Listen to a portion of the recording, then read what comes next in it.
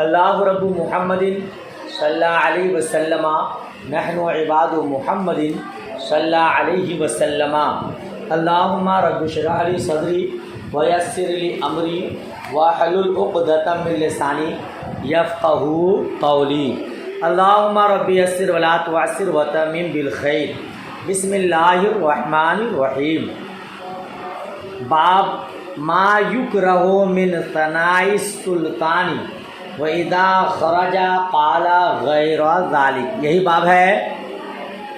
باب ہے۔ ترجمہ دیکھیے، ما یکرہ من ثناء السلطان وَإِذَا خَرَجَ قَالَ غَيْرَ ذَلِكَ، بادشاہ کے سامنے اس کی تعریف کرنا اور جانے کے بعد برائی کرنا مکروہ ہے۔ بادشاہ کے سامنے اس کی تعریف کرنا اور جانے کے بعد برائی کرنا مکروہ ہے، ناپسندیدہ عمل ہے۔ یہاں بادشاہ کا عقید قید ہے، مگر یہ بادشاہی کے ساتھ خاص نہیں ہے، کسی کے ساتھ بھی کہ ملے تو منہ پہ خوب تعریف کی پل باندھ دیے اور وہاں سے نکلے اب اس کی پیٹھ پیچھے برائی کر رہے ہیں، یہ اچھی بات نہیں ہے، بہت ہی معیوب بات ہے، بہت ہی غلط بات ہے، ناپسندیدہ عمل ہے۔ حدیث مبارک میں چونکہ بادشاہ کے ساتھ ایسا معاملہ ہے، اسی لیے امام بخاری علیہ رحمہ نے باب باندھا ہے بادشاہ کے سامنے اس کی تعریف کرنا اور جانے کے بعد برائی کرنا۔ جی دیکھیے، حدثنا ابو نعیم قال حدثنا عاصم بن محمد بن زید بن عبداللہ ابن عمر عن ابی قال اناس لابن عمر انا ندخل على سلطاننا فنقول لهم خلاف ما نتکلم اذا خرجنا من عندهم قال كنا نعدها نفاقا۔ عاصم بن محمد نے محمد بن زید سے روایت کی ہے، عاصم بن محمد نے محمد بن زید سے روایت کی ہے کہ لوگوں نے حضرت عبداللہ ابن عمر رضی اللہ تعالی عنہما سے کہا کہ جب ہم اپنے بادشاہ کے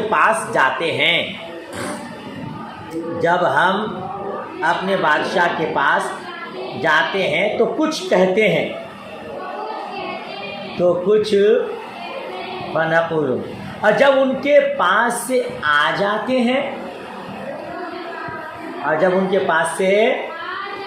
تو پہلی باتوں کے خلاف کہتے ہیں،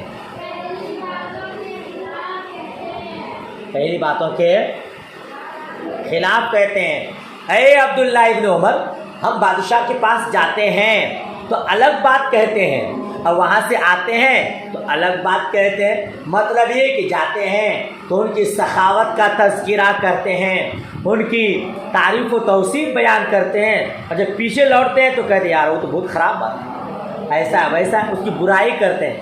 تو اب ہم لوگوں کے لیے کیا حکم ہوگا؟ حضرت عبداللہ ابن عمر نے فرمایا کنا نعدھا نفاقا، کہ ہم تو اسے نفاق شمار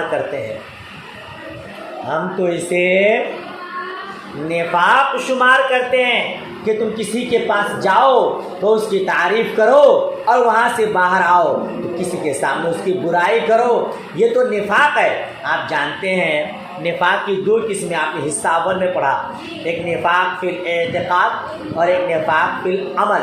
یہ نفاق فی العمل ہے، یعنی تمہارے عمل میں منافقت جیسا عمل پایا جاتا ہے۔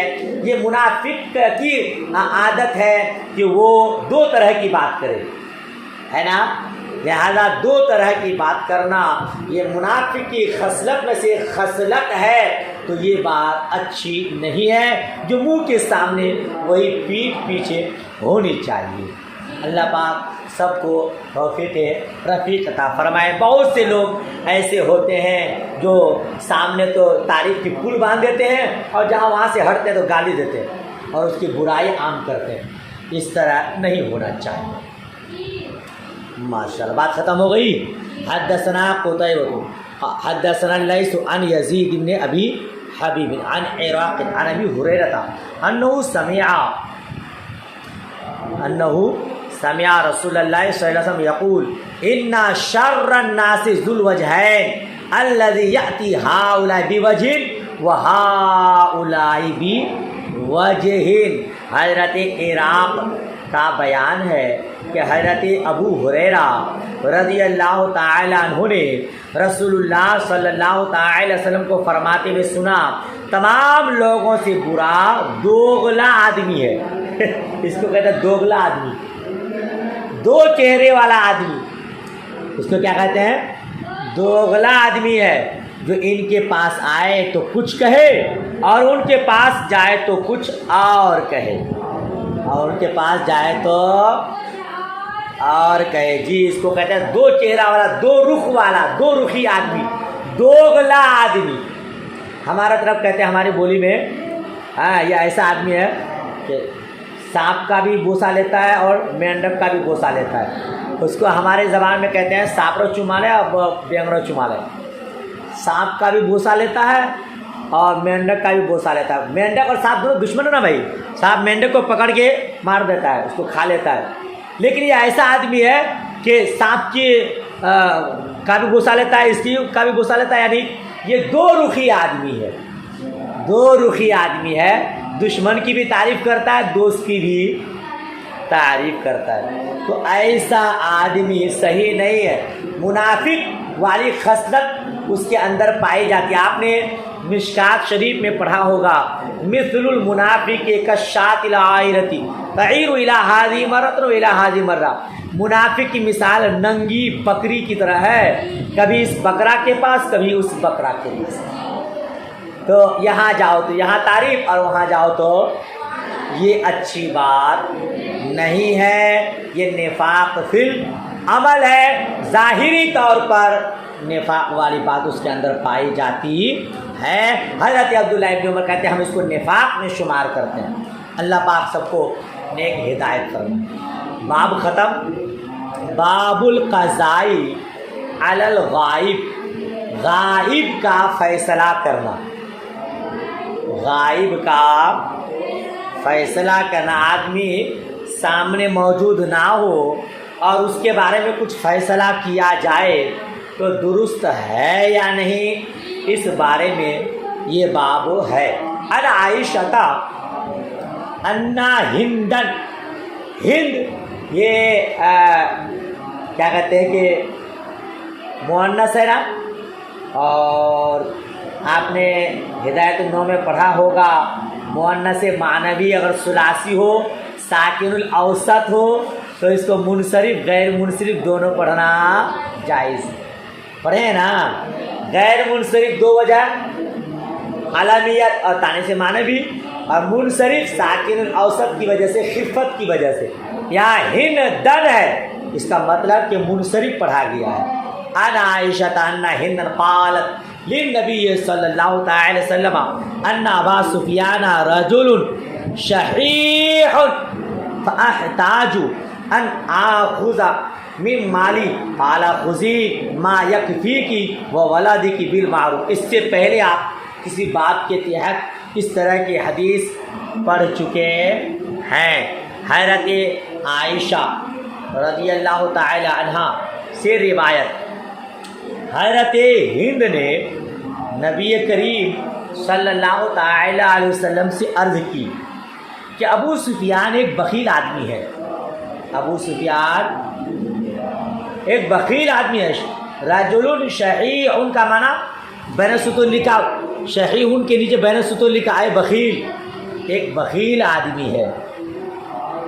ایک تو مجھے ان کے مال میں سے لینے کی ضرورت پڑ جاتی ہے، مجھے ان کے مال میں سے لینے کی ضرورت پڑ جاتی ہے، تو مصطفیٰ کریم نے فرمایا دستور کے مطابق، دستور کے اتنا مال لے لیا کرو جو تمہارے لیے، تمہارے بچوں کے لیے کافی ہو جائے۔ دیکھیے آپ پہلے پڑھ چکے ہیں کہ شوہر کا مال بیوی کا مال ہے مگر ضرورت مطابق، اس سے زیادہ۔ ابو سفیان موجود نہیں ہے، مقدمہ مصطفیٰ کریم کی بارگاہ میں آیا ہوا ہے۔ ابو سفیان کے غائبانہ میں حضور نے فیصلہ سنا دیا کہ تمہارے محلہ میں، تمہارے قوم میں لوگ جتنا خرچ کرتے اپنے بیوی بچوں پر اتنا تم ضرورت کے مطابق لے سکتی۔ جی محترم ماں فراش ہوتی ہیں، گھر کا دیکھ ریکھ سب کرتی ہیں، وہ محترم چلے جائیں، آپ مال لے کر کے پکنک منانے جائیں کہیں، درست نہیں، ضرورت کے مطابق، ٹھیک ہے۔ ماشاءاللہ باب کے مطابق صرف ایک ہی حدیث آپ نے پڑھی، بابو من قضی لہ بحق اخیہ فلا یأخذ، یہ باب بھی آپ پڑھ چکے، اس طرح کی حدیث آپ پیچھے پڑھ چکے کسی باب کے تحت۔ من قضی لہ بحق اخیہ فلا یأخذ فإن قضاء الحاکم لا یحل حراما ولا یحرم حلالا، جس کو قاضی نے، جس کو اس کے بھائی کا حق دلایا، فلا یاخذ، تو وہ نہ لے، کیونکہ حاکم حرام کو حلال، حلال کو حرام نہیں کر سکتا، کیونکہ حاکم حرام کو حلال اور حلال کو حرام نہیں کر سکتا۔ شریعت نے جس کو حلال کہا وہ حلال ہے، جس کو حرام کہا وہ حرام ہے۔ آپ نے پڑھا ہے رب قدیر نے واضح طور پر حرام چیزوں کو بتا دیا، اب ان کے علاوہ جو چیزیں ہیں وہ حلال ہیں، کسی کے حلال کرنے سے حلال نہیں، کسی کے حرام کرنے سے حلال چیز حرام نہیں، بلکہ شریعت نے جس کو حرام قرار دیا وہ حرام ہے، شریعت نے جس کو حلال قرار دیا وہ حلال ہے۔ آپ جانتے ہیں آج ہم عید میلاد النبی منائیں یا غوث پاک کے 11ویں شریف کل منائیں یا اور کوئی فاتحہ خوانی وغیرہ کریں تو دیوبندی، وہابی اور چڈے وغیرہ کے پیٹ میں درد ہونے لگتا ہے، اور وہ ہمارے ہم جیسوں سے نہیں، ہمارے عوام کے پاس جا کر، بھولے بھالے لوگوں کے پاس جا کر کہتا ہے کیا قرآن و حدیث میں اس کا حکم ہے؟ کیا صحابہ کرام نے جھنڈے لگائے؟ کیا صحابہ کرام نے جلوس نکالے جو آج سنی بریلوی لوگ نکالتے ہیں؟ یہ طرح طرح کے سوالات کرتے ہیں۔ تمام سوالات اعتراضات کا جواب آپ کے پاس ایک ہی، اصل الاشیاء الاباحہ، تمام چیزوں میں اصل اباحہ ہے، مباح ہے۔ ہر چیز اصل میں پہلے مباح ہوتی ہے پھر کسی وجہ سے حرام ہوتی ہے، جب تک حرمت کی دلیل نہ آ جائے تب تک وہ چیز حلال ہے۔ اب وہ کہے کہ صحابی نے کہا، آپ کہیے کہ کیا حرمت پر تمہارے پاس کوئی دلیل ہے؟ کیا صحابہ کرام نے منع کیا ہے؟ مان لیجئے سیدنا صدیق اکبر نے نہیں کیا، خلفائے راشدین نے نہیں کیا، مگر کیا انہوں نے منع کیا ہے کہیں؟ ارے وہ اعلیٰ پیمانے کے تھے، ان کا کام اعلیٰ تھا۔ اب تم یہ کہتے ہو کیا اس نے کیا؟ میں تم سے یہ پوچھوں، آپ بولیے گا کہ انہوں نے جو کیا تم وہ کر سکو گے؟ انہوں نے جو کیا وہ کر سکو گے؟ وہ تو رات بھر عبادتوں میں گزار دیتے اور دن کو جنگ جہاد کیا کرتے تھے۔ ان کا یہی کام تھا، یہی ٹائم تھا کہ جلوس نکالتے پھریں اور یہ کریں وہ کریں۔ یہ تمام بہرحال تو حاکم کسی چیز کو، حرام کو حلال اور حلال کو حرام نہیں کر سکتا، لہذا وہ چیزیں حلال اور حرام بھی رہے گی۔ دیکھیے حدثنا عبد العزیز بن عبد الله حدثنا ابراہیم بن سعد عن صالح عن ابن شهاب قال اخبرني عروة بن الزبير ان زینب ابنۃ ابی سلمۃ اخبرته ان ام سلمۃ زوج النبی صلی اللہ تعالی وسلم اخبرتها عن رسول اللہ صلی اللہ تعالی علیہ وسلم انه سمع خصومۃ بباب حجرته فخرج الیہ فقال انما انا بشر. پہلے پڑھ چکے اس سے پہلے زینب بنت ابو سلمہ کا بیان ہے. زینب بنت ابو سلمہ کا بیان ہے، ان سے روایت ہے کہ انہیں حضرت ام سلمہ رضی اللہ تعالی عنہ زوج نبی صلی اللہ تعالی علیہ وسلم نے بتایا. نبی کریم صلی اللہ تعالی علیہ وسلم کی زوجہ محترمہ حضرت ام سلمہ رضی اللہ تعالی عنہ نے بتایا. وہ رسول اللہ صلی اللہ تعالی علیہ وسلم سے روایت کرتی تھیں. وہ رسول اللہ کہ آپ نے اپنے حجرے کے دروازے پر جھگڑا سنا.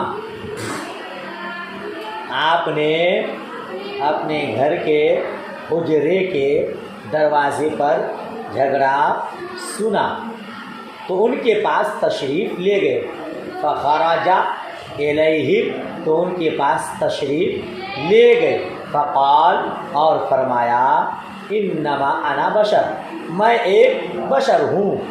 میں ایک وَإِنَّهُ يَأْتِنِي الْخَصْمُ وَلَعَلَّ بَعْضَكُمْ أَن يَكُونَ أَبْلَغَ مِنْ بَعْدٍ فَأَحْسِبُ أَنَّهُ صَادِقٌ فَأَقْضِي لَهُ بِذَلِكَ فَمَنْ قَضَيْتُ لَهُ بِحَقِّ مُسْلِمٍ فَإِنَّمَا هِيَ قِطْعَةٌ مِنَ النَّارِ فَلْيَأْخُذْهَا أَوْ لِيَتْرُكْهَا. اللہ اکبر. میرے پاس دونوں فریق آتے ہیں. میرے پاس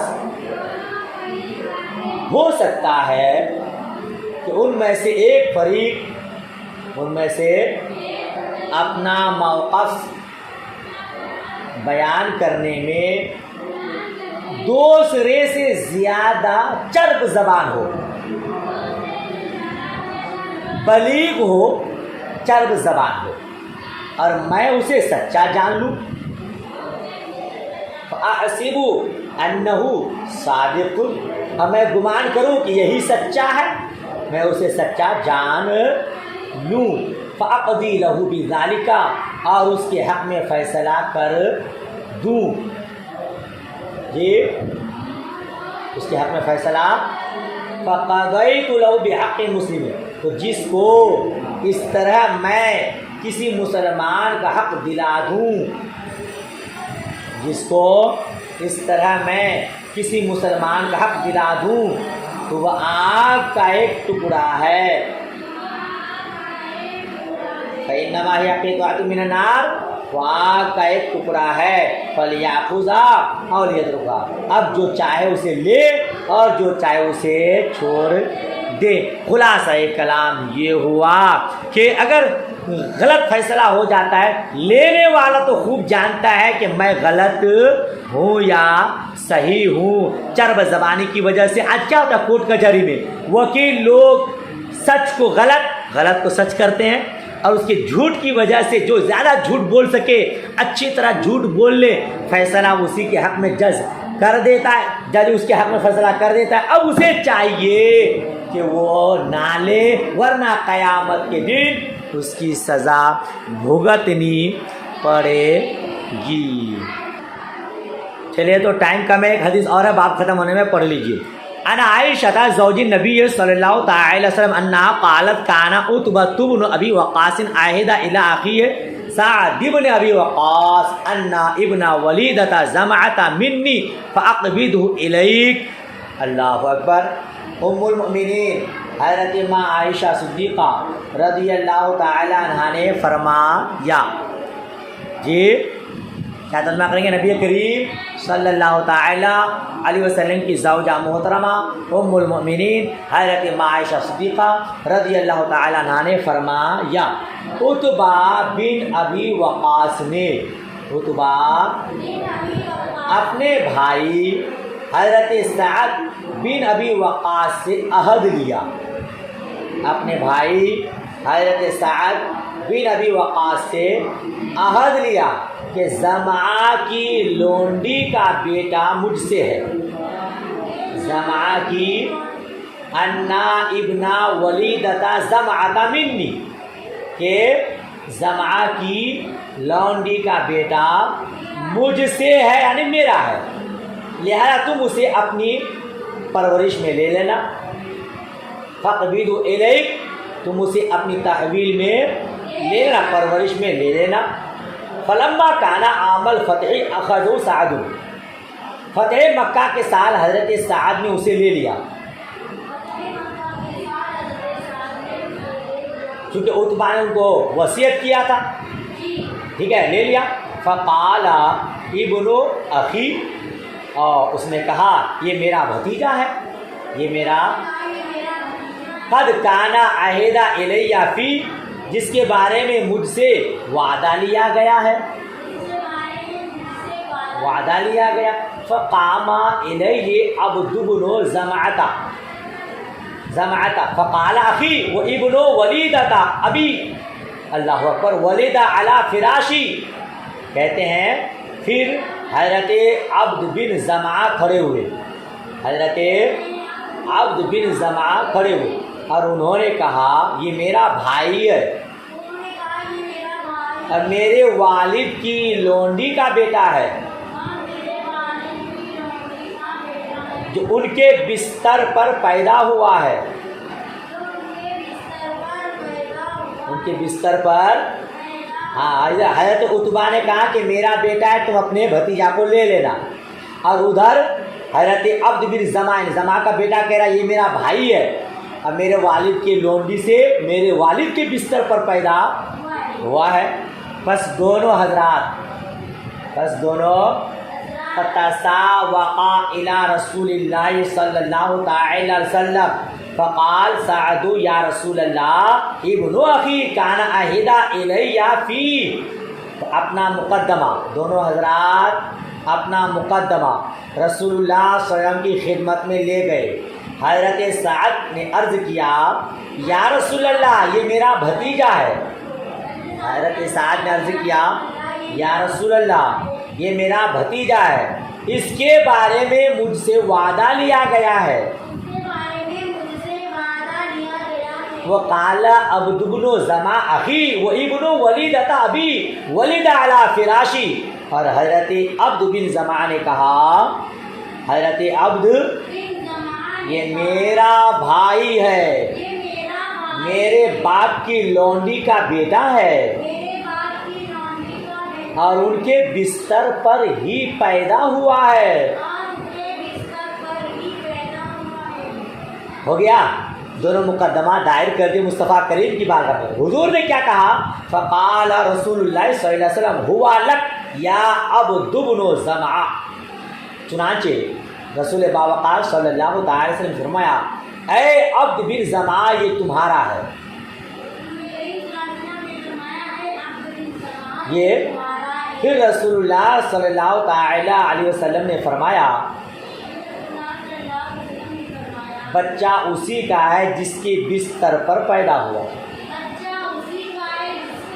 الولد للفراش، بچہ اسی کا ہے جس کے بستر پر، وللعاہر الحجر، اور زانی کے لیے پتھر ہے، اور زانی کے لیے گویا مصطفیٰ کریم نے فرمایا یہ زمعہ کا بیٹا ہے، اور زمعہ کا بیٹا ہی دعویٰ کر رہا ہے اور زمعہ ہی کے بستر پر اس کی لونڈی سے پیدا ہوا ہے، گویا عتبہ نے ان سے زنا کیا اور اس نے دعویٰ کیا کہ تم اسے پیدا ہونے کے بعد لے لینا۔ مصطفیٰ کریم نے فرمایا بچہ اسی کا ہے جس کی بستر پر، یعنی لونڈی جس کی ہے اس کا بچہ ہے، بیوی جس کی ہے بچہ اس کا ہے، اگر کسی نے اس کے ساتھ منہ کالا کیا ہے تو اسے اس کی سزا ملے گی، ٹھیک ہے۔ پھر حضرت سودا بنت زمعہ سے فرمایا قال لسودہ بنت زمعہ، پھر حضرت سودا بنت زمعہ سے فرمایا کہ اس لڑکے سے پردہ کرنا، اعتجبی منہ، اس سے پردہ کرنا، لما رأى من شبہہ بعتبہ، کیونکہ یہ عتبہ سے مشابہت رکھتا ہے، کیونکہ عتبہ سے یعنی ہے یہ ولد الزنا، مگر فراش جس کا ہے فیصلہ اسی کے حق میں ہوگا۔